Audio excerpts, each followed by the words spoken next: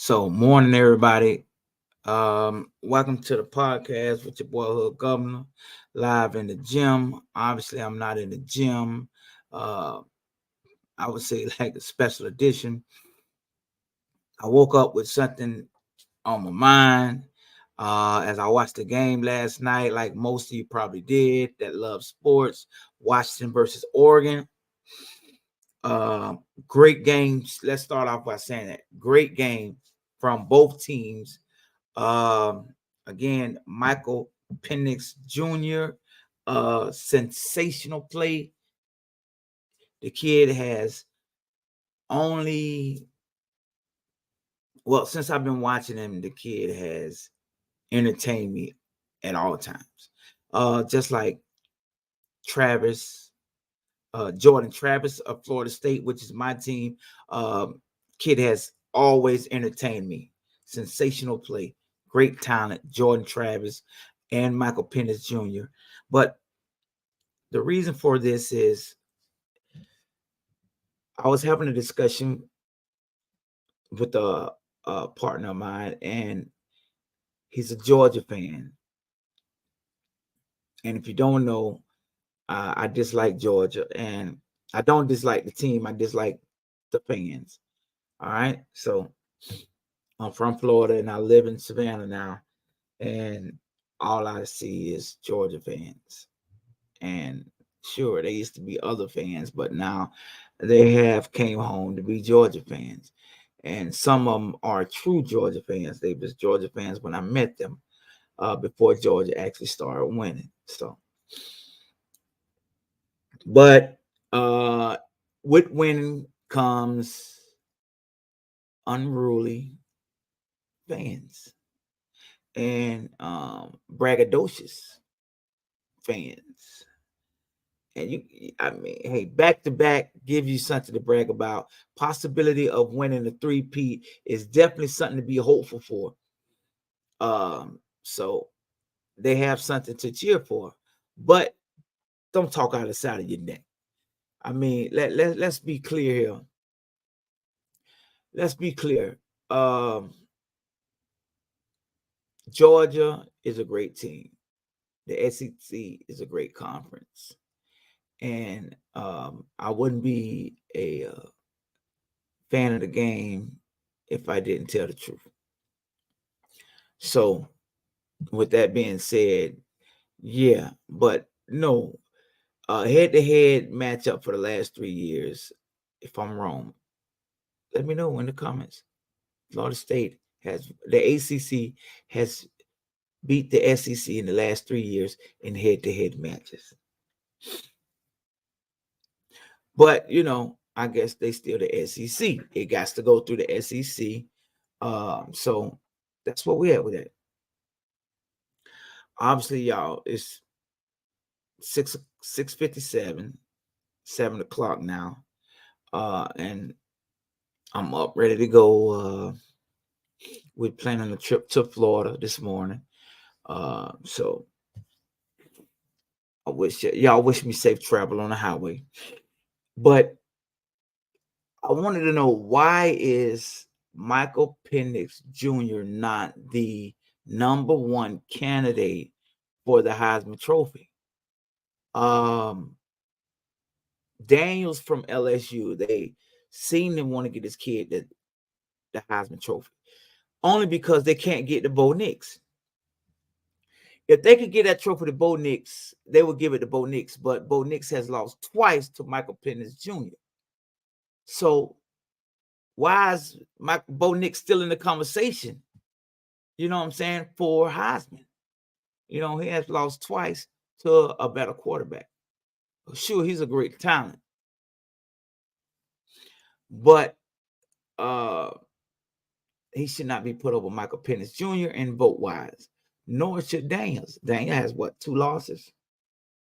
One he could have avoided. The other one was my team, Florida State. We jumped on them early in the year, and first game of the season.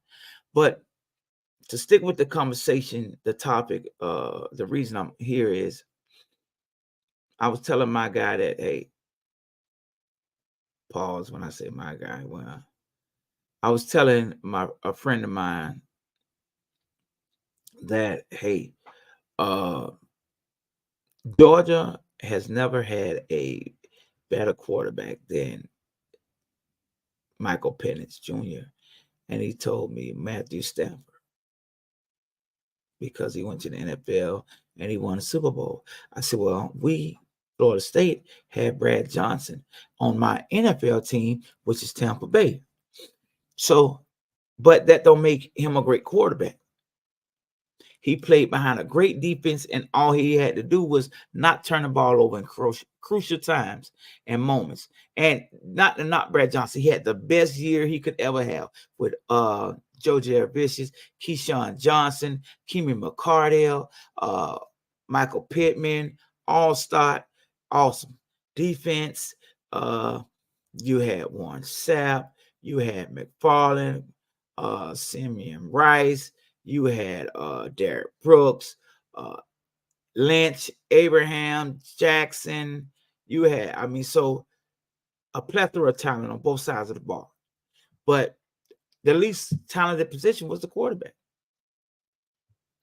Same thing with Baltimore Ravens when they won with Ray Lewis and that awesome defense that they had. One year they had who was there? Trent Dilfer. Never going to be a Hall of Famer. Never got voted for MVP or led the league in anything. So, he was supported by a great cast. Football is a team sport. But Michael Penix Jr. is better than any quarterback the College of Georgia has ever had, or wish they had. But he plays for Washington. And the reason I give Michael Penix Jr. all his credit is because he's better than all the talent on the defense and all the talent on the offensive side of the ball. So he is the star player of the team, not only because of the position, because of his talent. They are all only winning because of him. So, and that's not the case with Georgia. That's not the case with Oregon. That's not the case with LSU. So, Daniels still have time to win. He still have time to win, but let's give flowers while we can give flowers to Michael Penix Jr. He deserves it. When haven't we took that into account, that seniority and playing all his years out, and he's a senior and he's balling out of control. This is his year.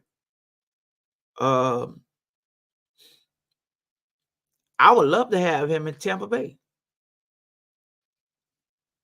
I would love to have him at Tampa Bay. I don't believe he's going to be on the board that long, but I would love to have him at Tampa Bay. I still believe Metcalf, what is his name? Khalid would be the from USC, would be the first quarterback. Bo Nix, don't take nothing from the kid. I don't. Great, sensational talent. He'd probably be the number 2 quarterback off the board. If I had a franchise like the Giants, I probably would do everything in my power to get to that position. I think Houston Texans have the number 2 and the number 3 draft pick. So I think the Giants should trade up by all means, because Houston Texans have their quarterback. Strauss is their quarterback. So he's not going anywhere. So they could come up substantial from their second and third pick. Ultimately, the Carolina Panthers have the number 1 pick, but they traded their pick, and their pick belongs to another team, Chicago. Carolina Panthers number 1 pick goes to Chicago. Chicago has Justin Fields, but would you not pick Khalid from USC or Caleb? Would you not pick Caleb from USC over Justin Fields? At least you could trade Fields at any given day, because Fields is a great up and coming talent. Like a lot of other talent in the NFL, he should have been groomed better. Probably given a better chance at succeeding, because Chicago sucks. It is what it is. But hey, Justin Fields, I take Fields in Tampa Bay. So again, both teams can come up off the situation. But back to my original conversation with the Georgia Bulldog fans. As much as I don't like the Bulldogs, I have to give them their credit. But it's the fans I don't like. I repeat that again. And my partner hung the phone up on me. He told me he had to go. Somebody called in and he had to entertain them, because he wasn't getting nowhere trying to prove his point about Matthew Stafford. Wasn't going to happen. And I was telling him the scariest team in the playoffs is Washington. I mean, they might be undersized, but what they can do, the plethora of weapons and unique play calling that they bring to the table every week, is scary, because their quarterback can actually pull off every throw. He's a dual threat. He don't make too many poor decisions. Their defense is low key snapping. You know what I'm saying? So you on the other side of the ball have to be efficient, because they do create turnovers in Washington. Their special teams are exceptional. So they're a scary team to not be watching. But I wanted to know where all the critics at, because all the critics that I seen said, hey, if Oregon plays Washington again, I'm going with Oregon. There's no way Bo Nix can lose to Washington. They caught him off guard, hit him with a melee, and one hit quarter and they fell. Well, that was an excellent game we just witnessed last night. And it wasn't a haymaker. It was actually Oregon took the lead, and Penix showed you his fortitude, resilience, and actually Washington came back and won that game. Took back control of the game when it was seeming as if Oregon had them gained the momentum.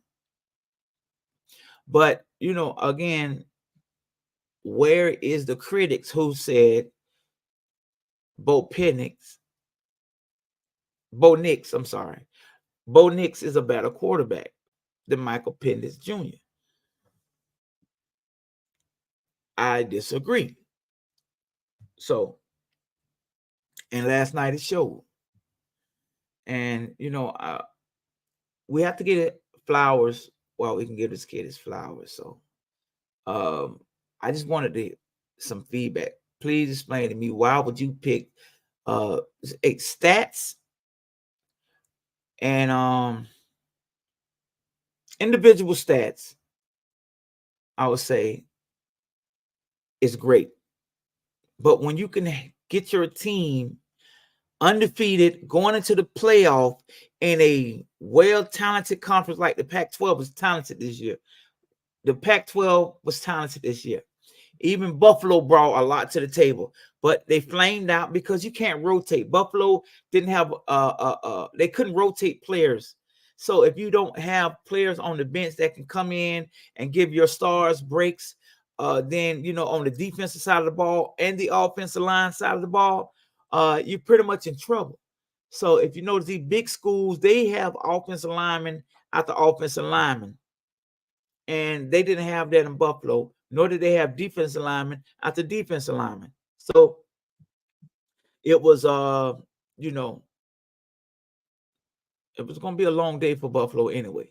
But I believe in Buffalo. I don't know how they'll make the playoff next year.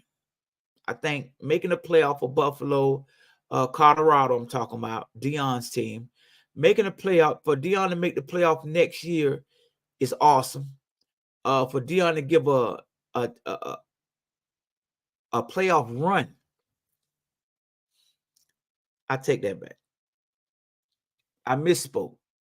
For Deion to make a bowl next year is a great assessment that I believe of them now. I'm making a great assessment of them now, saying, or I'm don't think it's far fetched for me to say that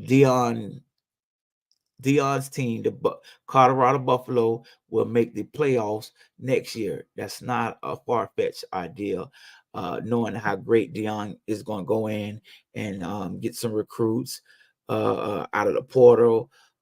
He's going to make some adjustments. I do believe if they bring Brian Leftwich in there for his son, that's going to be huge. And it maybe draws the next best quarterback, knowing that they could be coached by an NFL quarterback. I do believe it would probably be a step down for Brian Leftwich to be a offensive coordinator in college when he is a great mind. But nevertheless, he could use the exposure and take the credit, and hopefully some team reaches out. And if not, he can get his own program somewhere in college. So, and I don't know why he was Tom Brady's quarterback. I was our offensive coordinator in Tampa Bay when we won a Super Bowl. This is what I'm saying. He was Tom Brady's offensive coordinator when we won a Super Bowl. Now for him to be a Colorado Buffalo offensive coordinator and not have an NFL coaching job is crazy.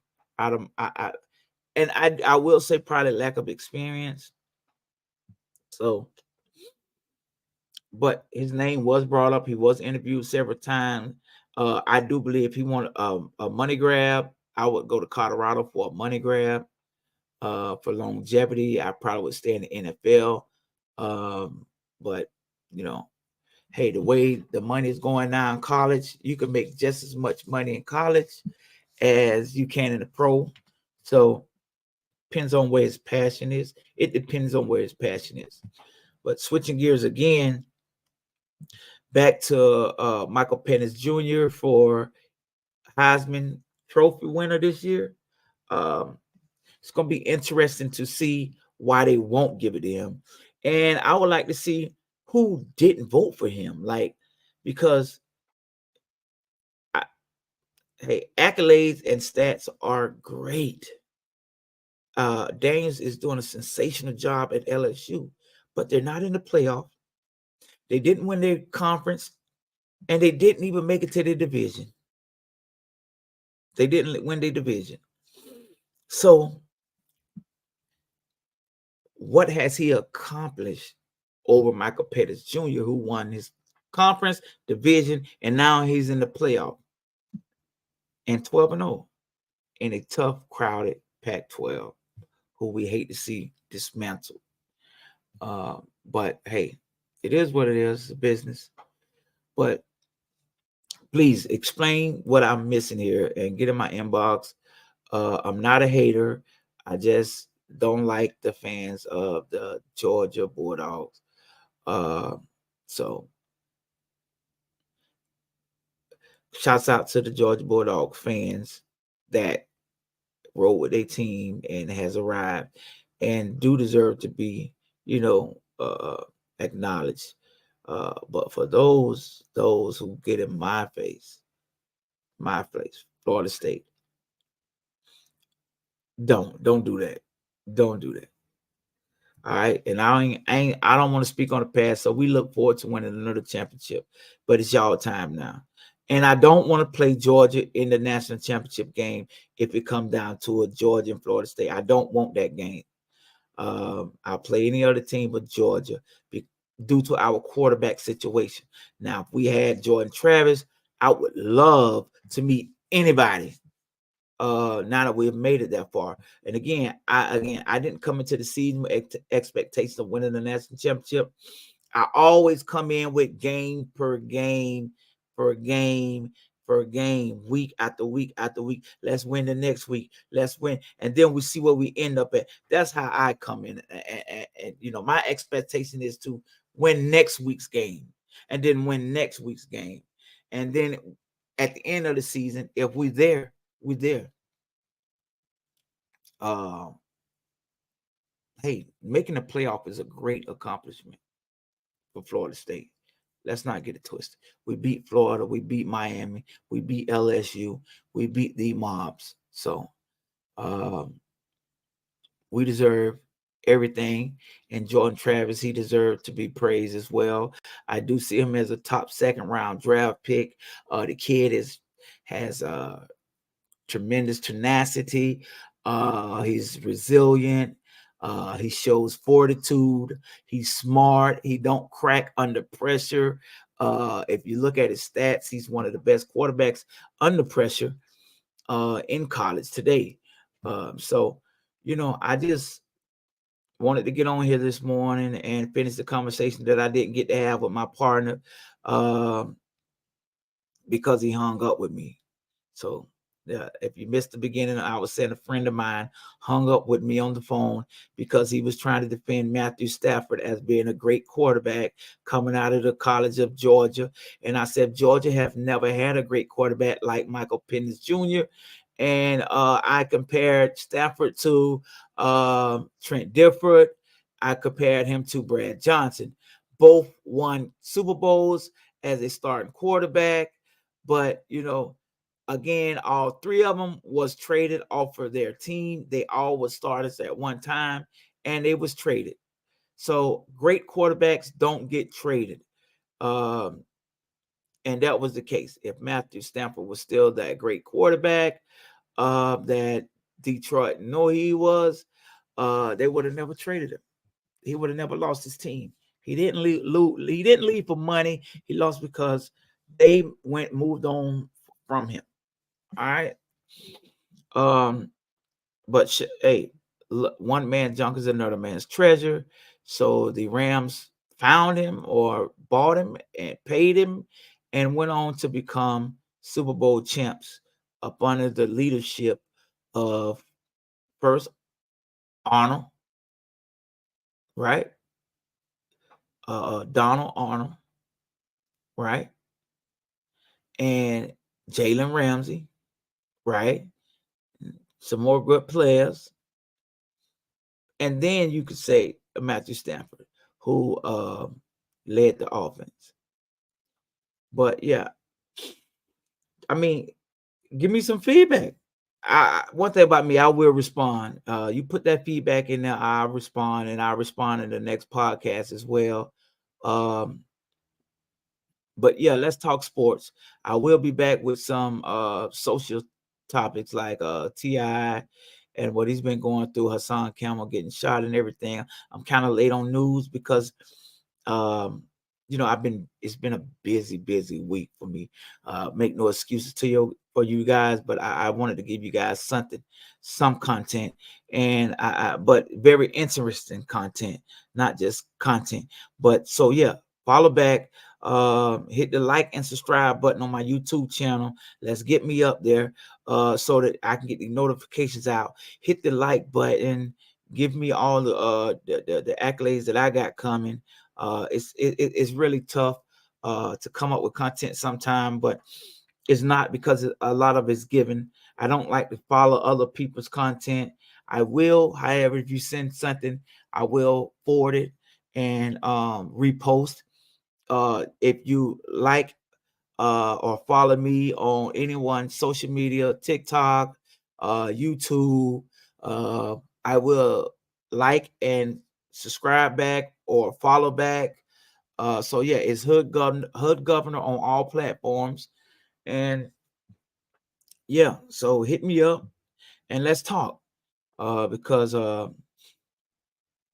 got a lot to say. And I'm just beginning. So yeah, let's go. But thanks for tuning in to the podcast. Good morning. Have a positive day and let's be productive,